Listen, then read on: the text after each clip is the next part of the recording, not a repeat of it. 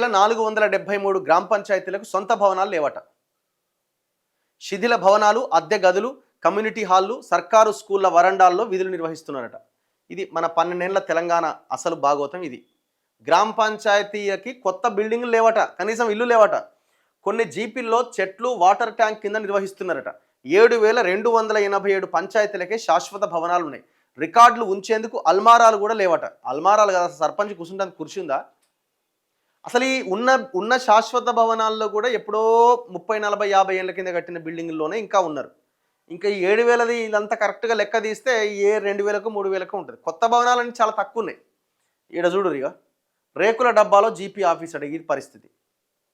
రేకుల డబ్బా. ఇది సూర్యాపేట జిల్లా చింతలపాలెం మండలంలోని పులిచింతల ప్రాజెక్టు కాలనీ గ్రామ పంచాయతీ ఆఫీస్ అట. ఈ పంచాయతీ ఏర్పడి 7 ఏళ్ళు అవుతుందట. పక్కా భవనం లేదు. రేకుల డబ్బాలోనే పాలన సాగుతున్నాయి. ఇదే జిల్లాలోని మునగాల మండలం, సీతానగరం, ఈదులవాగు తాండాల్లో కూడా సొంత భవనాలు లేవు. చూసినారు సర్పంచ్ ఆఫీస్ ఎట్లుందో మన గ్రామ పంచాయతీ ఆఫీస్.